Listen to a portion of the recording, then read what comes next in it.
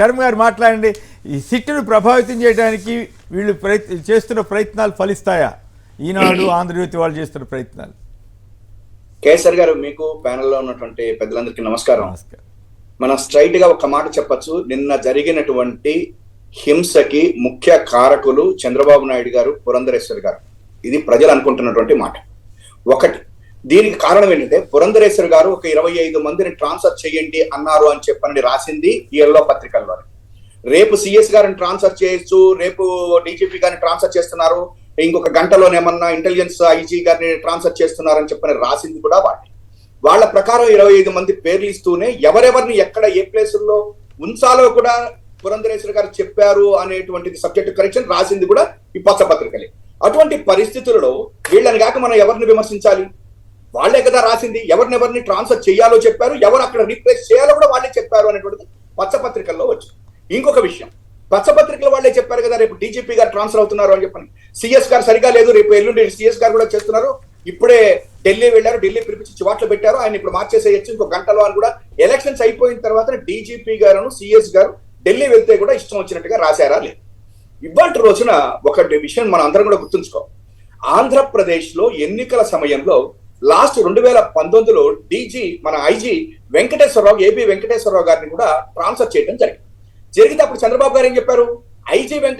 IG అసలు మీ యొక్క పరిధిలోకే రారు, ఎలక్షన్ పరిధిలోకి ఎట్లా వస్తారు అని చెప్పని ఇష్టం వచ్చినట్టుగా ఎలక్షన్ కమిషన్ తిట్టినటువంటి చంద్రబాబు గారు కానీ, ఎల్లో పత్రికలు కానీ, మరి ఇవాళ ఆంజనేయులు గారు, పిఎస్ఆర్ ఆంజనేయులు గారి దగ్గరికి వచ్చేసరికల్లా ఫస్ట్ ఆయన మార్చుతారా లేదా అని చెప్పని చూస్తున్నారు. అది first failure of the election commission. ఒక ఇంటెలిజెన్స్ ఆఫీసర్ ని బ్రహ్మాండంగా పనిచేసేటువంటి వ్యక్తిని మార్చడంతో వీళ్ళు సరైనటువంటి చర్య తీసుకోలేదు అనేది అప్పుడే అర్థమైపోయింది. ఆయన తర్వాత వెంటనే ఏం చేశారు? కొంతమంది ఎస్పీలను మార్చారు. ఆ మార్చిన తర్వాత కొత్త వాళ్ళు వచ్చారు. ఇప్పుడు మనం అడుగుతున్నది ఒకటే ఒక క్వశ్చన్, మీరు వాళ్ళని ఎందుకు మార్చారు? అక్కడ సరిగ్గా వాళ్ళు విధులు నిర్వర్తించట్లేదు, పక్షపాత ధోరణితో ఉన్నారు అని చెప్పని మీరు మార్చిన తర్వాత మరి హింస ఎందుకు చెలరేగింది? అంటే ఎవరి ఫెయిల్యూర్ ఇది? ఎలక్షన్ కమిషన్ ఫెయిల్యూరా, లేకపోతే అక్కడ ఉన్నట్టుగా రీప్లేస్ చేసిన ఎస్పీల ఫెయిల్యూరా, లేకపోతే సరిగ్గా అసెస్మెంట్ చెయ్యకుండా ఆ రోజు ఉన్నటువంటి ఇంటెలిజెన్స్ ఆఫీసర్ని కానీ అప్పుడు ఉన్నటువంటి ఎస్పీలని మార్చడం ఫెయిల్యూరా? దీని మీద ఇవాళ ప్రజలు చర్చలు చేస్తున్న మాట వాస్తవం. రెండోది, ఇవాళ చంద్రబాబు నాయుడు గారు ఎప్పుడైనా సరే ఎన్నికల సమయంలో తనకి సరిగా లేదు అనుకుంటున్నప్పుడు ఆయన ఇటువంటివన్నీ చేస్తాడు అనేటువంటిది ఈ రాష్ట్ర ప్రజలందరికీ తెలుసు. ఆయన బై హుక్కార్కు డబ్బులు ఇచ్చో, అదిచ్చో, ఏదో చేసో, లేకపోతే ఇట్లాంటివన్నీ ఆయన చేస్తాడు అనేటువంటిది మనందరికీ కూడా తెలుసు. ఇక్కడ ఇంకొక విషయం నేను చెప్పాలి. ఇవాళ రోజున పల్నాడులో కానీ, అనంతపురంలో కానీ, నర్సరావుపేటలో కానీ ఆ రకంగా జరగటం అనేటువంటిది ఆల్మోస్ట్ ఈ మధ్య కాలంలో మనం ఎప్పుడు కూడా చూడలేదు. ఎందుకంటే నర్సరావుపేటలో గోపిరెడ్డి శ్రీనివాసరావు గారి ఇంటి మీదకి అసలు డైరెక్ట్ దాడికి వెళ్ళిపోయారు అని చెప్పనేటువంటిది పల్నాడులో ఈ మధ్య కాలంలో మనం ఎప్పుడు కూడా చూడలేదు. అదే రకంగా పోలీసులు కూడా సరిగ్గా వ్యవహరించలేదు, ఎలక్షన్ కమిషన్ తప్పు చేసింది అనేటువంటిది పూర్తిగా ప్రజల్లో వచ్చినటువంటి భావన కేఎస్ఆర్ గారు. ఇంకొక విషయం, ఇవాళ రోజున ఎలక్షన్స్ సరిగ్గా జరగాలి అని మనందరం కూడా కోరుకుంటాం. ఇంత జరిగినప్పటికీ 82% అయింది అని చెప్పనని అంటున్నాం. ఎస్, ఎందుకు జరగదు? ఎందుకనంటే ఇవన్నీ కూడా ఒక రకంగా చెప్పాలంటే చంద్రబాబు గారు చేస్తున్నటువంటి కుట్రలో భాగం అని చెప్పనో, లేదా పురంధరేశ్వర గారు చెప్పినటువంటి వాళ్ళకి ఇచ్చారని మనకు తెలియకుండా మన పచ్చపత్రికలే చెప్తూ వచ్చినాయి. ఆమె 25 మందికి ట్రాన్స్ఫర్స్ అడిగారు, వీళ్ళని వచ్చారు అని చెప్పారు. ఇంకొక విషయం కూడా, ఇప్పుడు ఈ ఎస్పీలకి కానీ వీళ్ళు ఎవరైనా సరే వారు చేసినటువంటిది చాలా తప్పు. ఒక పక్కన పక్షపాత ధోరణితో వ్యవహరించారు, ఫోన్లు కూడా ఎత్తలేదు, తర్వాత ఏమన్నా అక్కడ ఉన్నటువంటి కింద ఉన్నటువంటి వాళ్ళని కూడా మార్చేశారన్నది ఒకటైతే, నిన్న మా పార్టీకి సంబంధించినటువంటి బొత్స సత్యనారాయణ గారు కానీ, కొంతమంది పేర్ని నాని గారు, లేకపోతే వీళ్ళందరూ కూడా గవర్నర్ గారికి దినేష్ మిశ్రానా ఆయన పేరు మీద ఒక లెటర్ కూడా ఇవ్వడం.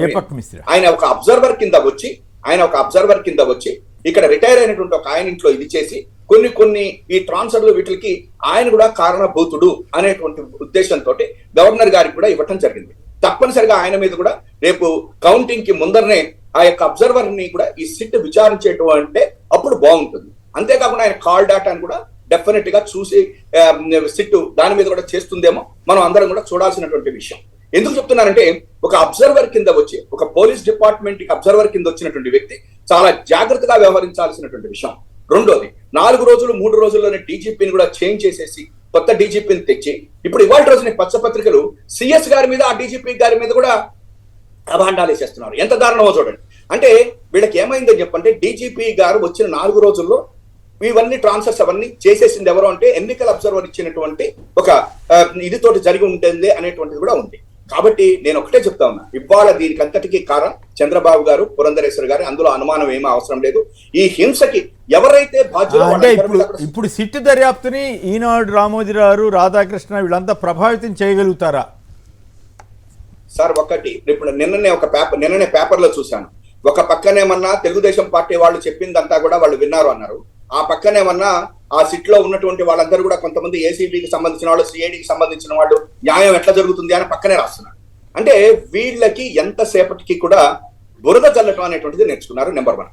నెంబర్ 2, ఇంకొకటి చెప్తున్నాను సార్, సిట్ ఇవాళ వేసినటువంటిది డెఫినెట్ గా బ్రహ్మాండమైనగా పనిచేస్తుందని చెప్పని మనం భావిద్దాం. ఎందుకంటే ఎప్పుడైనా కూడా ప్రభుత్వం కానీ లేకపోతే ఒక ఎలక్షన్ కమిషన్ కానీ ఒక డెసిషన్ తీసుకున్నాక దాని యొక్క ఇది వచ్చేదాకా మనం ఆగాలి.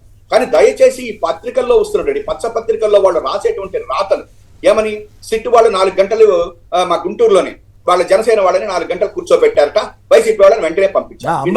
మంత్రి వస్తే వెంటనే కలిశారంట, మంత్రిని కూడా కలవద్దని వీళ్ళు రాస్తారు. అసలు ఇప్పుడు ఒకటి ఉంది సార్, ఇప్పుడు మంత్రి గారు రాంబాబు గారు వెళ్ళంగానే జనరల్ గా పిలుస్తారు, పిలిచేసి మాట్లాడి పంపించారు. అంతేకాకుండా నరసరావుపేటలో నుంచి రాత్రి 10 గంటల వరకు కూడా వాళ్ళు సిట్ వాళ్ళు అందరి దగ్గర విన్నారట. వాళ్ళే బొమ్మలు వేశారు, ఆయన మనోహరాచారి గారు ఎవరో ఒక ఆయన వెళ్ళి వాళ్ళందరితో చేస్తున్నారని వీళ్ళు ఫోటోలు పెట్టారు. నేను ఒక్కటే చెప్తా ఉన్నా, ఇప్పటికీ కూడా ఈ పచ్చ పత్రికలు తెలుగుదేశం పార్టీ కరపత్రికల కింద ఉండటమే మన దురదృష్టం. ఎన్నికలు అయిపోయినాయి, వాళ్ళకి తెలిసిపోయింది రిజల్ట్ ఏం జరగబోతుంది, మళ్ళా జగన్మోహన్ రెడ్డి గారు వచ్చేస్తున్నారు అనేటువంటిది తెలిసిన తర్వాత ఈ పైచో ఇంకో కొంచెం తగ్గించుకుంటే బాగుంటుంది. కానీ ఇప్పుడు ఇంకా ఇప్పుడు ఆ సిట్ మీద పడేసేసి వాళ్ళు మా జనసేన వాళ్ళని 4 గంటలు కూర్చోబెట్టారట, 6 గంటలు కూర్చోబెట్టారట, ఆయన ఎవరినో ముందుకు రాగారనేటువంటిది ప్రజల్లోకి ఈ రకంగా తీసుకెళ్తాం అనేటువంటిది ఆంధ్రప్రదేశ్ రాష్ట్ర ప్రజల యొక్క దౌర్భాగ్యం. ఎందుకని చెప్పంటే వీళ్ళు ఎక్కడో కూర్చుని ఈ రకంగా రాసి ఇప్పటికీ కూడా ఇంకా వాళ్ళు వదలటం లేదు ఈ రాష్ట్రాన్ని. అది దురదృష్టం అని చెప్పని నేను అంటాను కేఎస్ఆర్ గారు.